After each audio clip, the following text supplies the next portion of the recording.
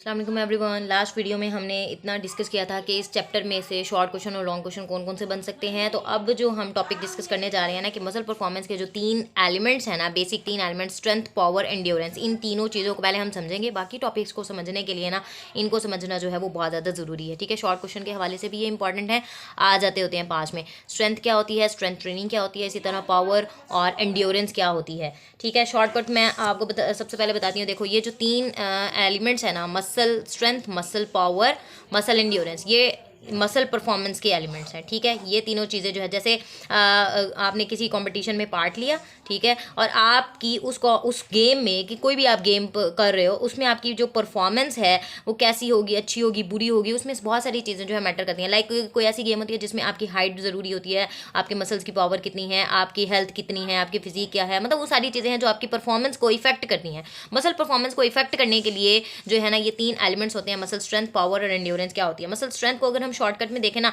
तो एक वर्ड आपने याद रखना है स्ट्रेंथ के लिए, वो है जी फोर्स। ठीक है, अब हम बुक में देख रहे हैं, पूरा पैराग्राफ याद करने की बजाय, समझने की बजाय ना, एक लाइन आप ये याद रखो कि muscle strength is extent that contractile element of muscle produce force to the extent, यानी कि किस हद तक मसल के जो कंट्रक्टाइल एलिमेंट्स हैं उन्होंने फोर्स प्रोड्यूस की है। अब आपको पता होना चाहिए कि मसल का जो कंट्रक्टाइल एलिमेंट है, आपको याद करो, वो सार्कोमेयर था, ये एक्टिन और ये मायोसिन, एक्टिन मायोसिन, जो उनकी चेन्स बनती हैं, ब्रिजेस बनती हैं। ठीक है, किस हद तक, और जितनी ज़्यादा ये स्ट्रॉन्ग बनेगी, जितनी ज़्यादा ये पास आते जाएंगे, और ये सारी चीज़ें ना सेकेंड ईयर में बायोमैकेनिक्स में हमने ये भी पढ़ी हुई है, लेंथ टेंशन रिलेशनशिप, फोर्स वाला रिलेशनशिप। ठीक है, अब जब आपको ये पिछली चीज़ें जब देखो, जब नॉलेज होता है ना पिछली बातों का, तो ही अगली बातें आपको अच्छे से समझ में आ रही होती हैं। अब ये बेसिक नॉलेज है, अब आपको पता हो कि कंडक्टाइल एलिमेंट कौन सा है, ठीक है, और उसमें फोर्स किस तरह से होती है, एक्टिन मायोसिन की किस तरह के ब्रिजेस बनती हैं। तो जितनी ज़्यादा स्ट्रॉन्ग ब्रिजेस बन रही हैं, जितनी ज़्यादा फोर्स लगेगी, उसको हम कहते हैं कि ये आपके मसल की जो है वो स्ट्रेंथ है। ठीक है, अगर आपने असेसमेंट करनी है ना कि मसल स्ट्रेंथ की असेसमेंट करनी है, तो वो जो, अगर आपको याद हो, हमने एमएमटी में स्केल्स पढ़े थे, ग्रेड्स पढ़े थे, ग्रेड 0, 1, 2, 3, इसी तरह 5 तक ग्रेड थे। 0 में था कोई नो मूवमेंट, ठीक है, बिल्कुल भी मूवमेंट नहीं होती थी। काइनी में भी पढ़ा था हमने, काइनी में, ठीक है, कोई मूवमेंट नहीं होती है, तो उसको हम कहते हैं कि ये मसल का जो है ना वो ग्रेड 1 है, 0 है। 1 में क्या होती है, 1 में जो है वो बिल्कुल फ्लिकरिंग होती है मसल में। 2 ग्रेड हम कब देते हैं मसल को, जब मूवमेंट तो हो रही होती है बट अगेंस्ट ग्रेविटी नहीं कर पाता वो। ठीक है, ग्रेविटी क्या होती है, काउंटर बैलेंस होती है, ग्रेविटी काउंटर बैलेंस होती है। लाइक ये किस तरह से है कि एक पेशेंट है, काउच पे लेटा हुआ है वो, और काउच पे लेटे हुए वो हॉरिजॉन्टल इस तरह से मूवमेंट्स कर सकता है, ग्रेविटी काउंटर बैलेंस। और ग्रेड 3 हम कब देते हैं मसल को, ये असेसमेंट मैं आपको करना बता रही हूँ कि मसल स्ट्रेंथ की आपने असेसमेंट किस तरह से करनी है। देखो, लेट सपोज अभी अभी किसी घर में से किसी को बुलाओ और उसका ना टेस्ट लो। ठीक है, जैसे अगर आप, जाहिर है ये चीज़ें ऐसी हैं, जब तक आपके साथ आपके पास मॉडल नहीं होगा, पेशेंट नहीं होगा, तो ये चीज़ों को समझना थोड़ा ऑब्वियसली डिफिकल्ट होता है। या आप अपने ऊपर खुद भी परफॉर्म कर सकते हो, ठीक है, या पेशेंट के ऊपर करना से ये होगा, जाहिर है। अब आपने, अब देखो, आपको कहा जाता है एमएमटी के, आपको ग्रेड्स आपको पता है, लेकिन आप मुझे ये बताओ कि ये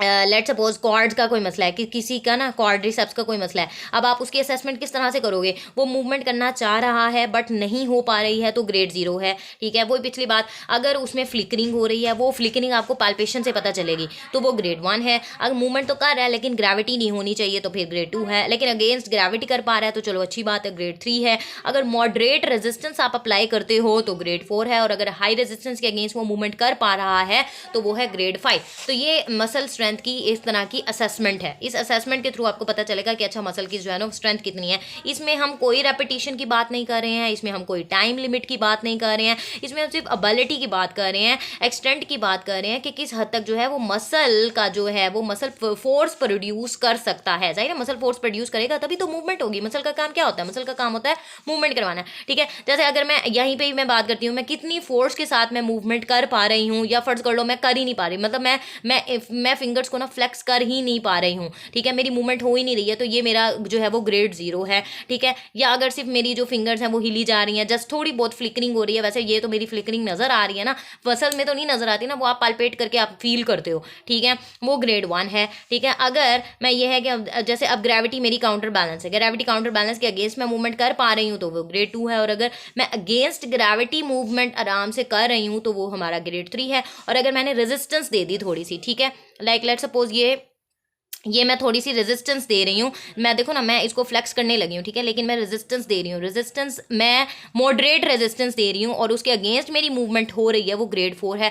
और मैं अच्छी खासी अगर रेजिस्टेंस दे रही हूँ और फिर भी मेरी मूवमेंट हो पा रही है तो वो ग्रेड 5 है। तो मसल ये स्ट्रेंथ है इसमें कि किस हद तक जो है वो फोर्स प्रोड्यूस कर सकते हैं। ठीक हो गया, ये मसल स्ट्रेंथ है। और मसल स्ट्रेंथ को डेवलप कराने के लिए हम करवाते हैं जी स्ट्रेंथनिंग एक्सरसाइजेज। स्ट्रेंथनिंग एक्सरसाइजेज में क्या होती है, अच्छा, स्ट्रेंथनिंग एक्सरसाइजेज को ही हम कहते हैं जी स्ट्रेंथ ट्रेनिंग। देखो ये है हमारी स्ट्रेंथ ट्रेनिंग। जैसे हम अगर रेजिस्टेंस एक्सरसाइजेज कराते हैं तो उसको हम कहते हैं रेजिस्टेंस ट्रेनिंग, स्ट्रेंथनिंग एक्सरसाइजेज कराते हैं उसको हम स्ट्रेंथ ट्रेनिंग कहते हैं।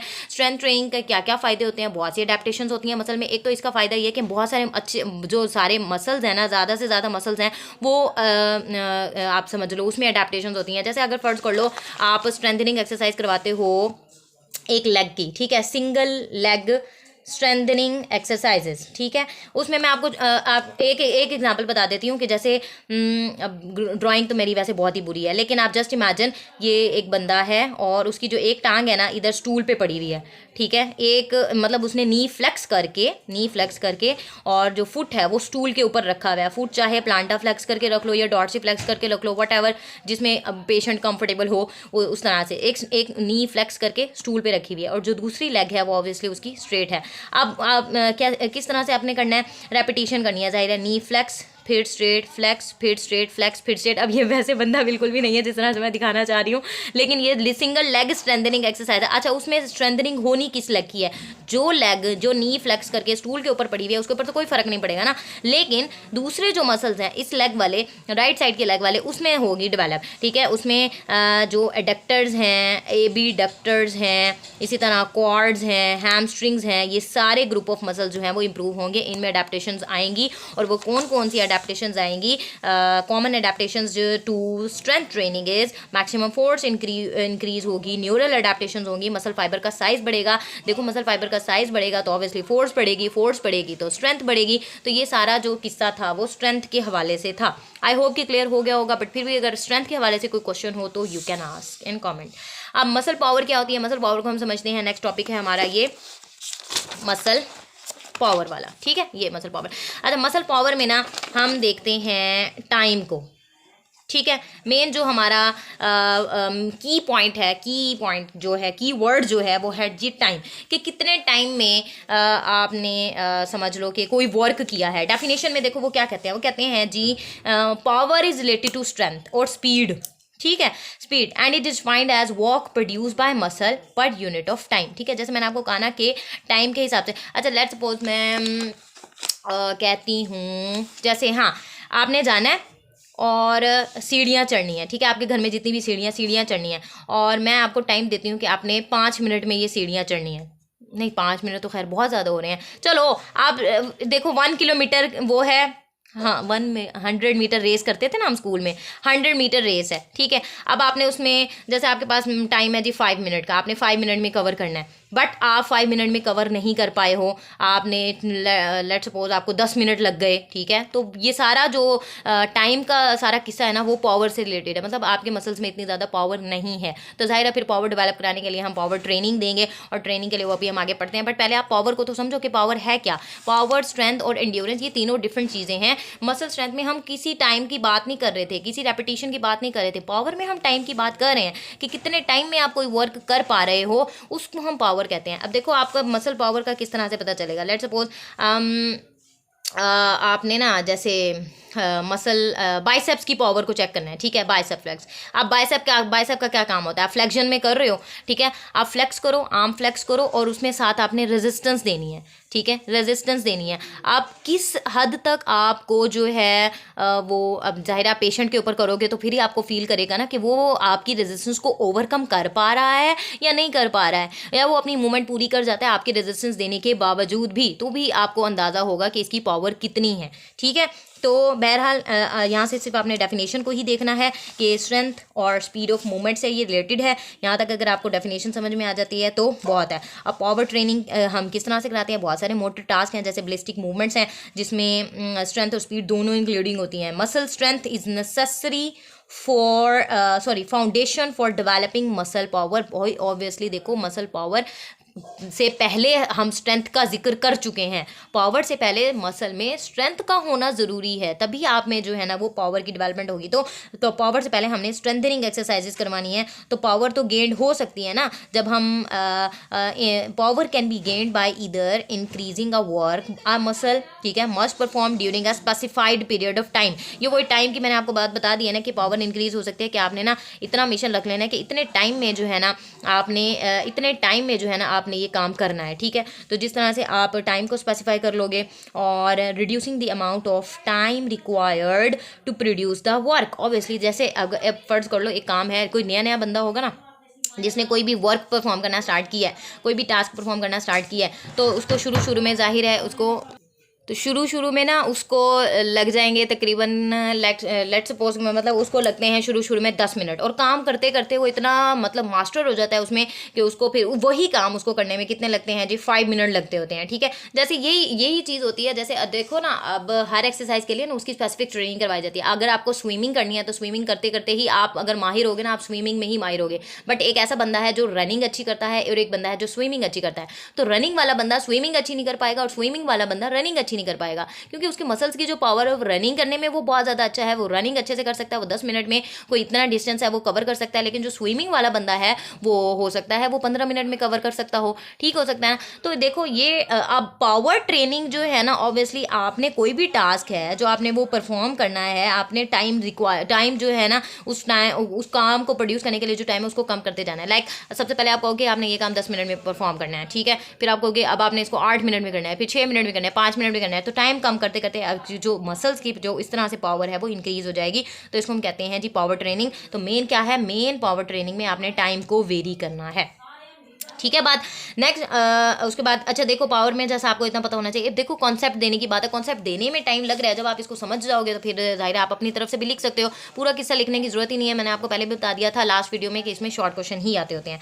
फिर हम बात करते हैं एंड्योरेंस के बारे में। एंड्योरेंस में ना आपने चीज़ देखनी है रेपिटेशन की, ठीक है। जो इसका की वर्ड है एंड्योरेंस का वो है जी रेपिटेशन। जैसे आप लेट सपोज आप हो सिट स्टैंड कराना है, ठीक है, आप तकरीबन कर सकते हो 50 टाइम्स, ठीक है। लेकिन आपकी बहन है, आपके भाई हैं, वो ज़्यादा कर सकते हैं, लाइट 70 टाइम्स कर सकते हैं, तो उनकी एंड्योरेंस ज़्यादा है, ठीक है। ये भी हो सकता है कि अब जैसे फर्ज कर लो जो स्पोर्ट्स में माहिर होते हैं ना बंदे, अब जो कोई भी स्पोर्ट्स में माहिर होते हैं ना, अब आप जस्ट इमेजिन के देखो कंपटीशन हो रहा है स्किपिंग का, ठीक है।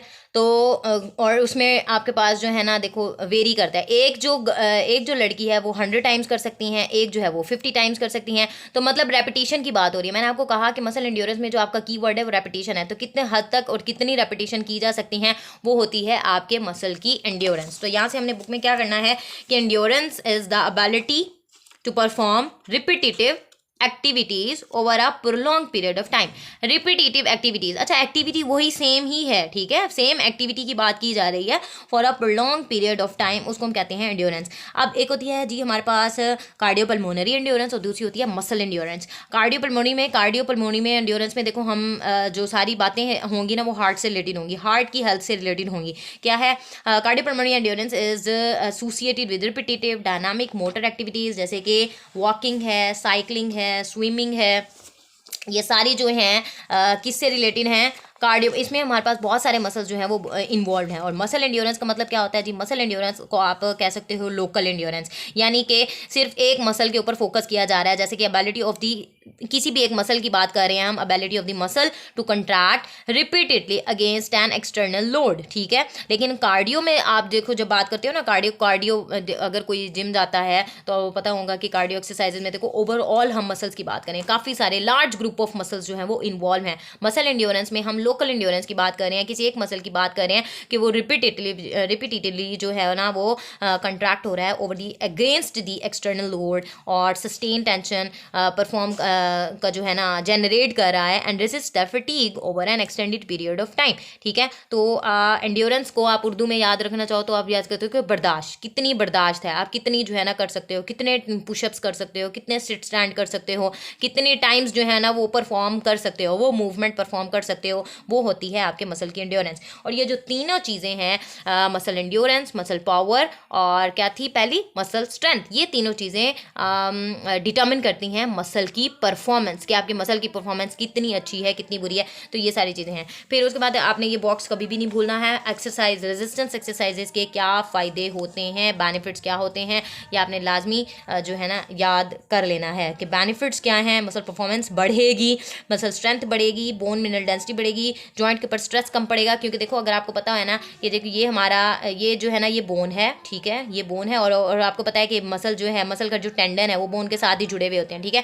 बोन के ऊपर जो फोर्स आती है वो मसल से आती है। अगर आपका मसल ही इतना बिल्कुल वीक सा है तो सारी फोर्स किसके ऊपर जाएगी, बोन्स के ऊपर जाएगी, बोन्स के ऊपर, जॉइंट्स के ऊपर स्ट्रेस पड़ेगा। लेकिन अगर आपका मसल स्ट्रांग हो जाता है तो बोन्स के ऊपर जो स्ट्रेस है, जॉइंट्स के ऊपर जो स्ट्रेस है वो कम पड़ेगा। ठीक हो गया। तो ये सारे जो पॉइंट्स हैं आप इसमें याद कर सकते हो, ये रेजिस्टेंस एक्सरसाइजेज के बेनिफिट्स हैं।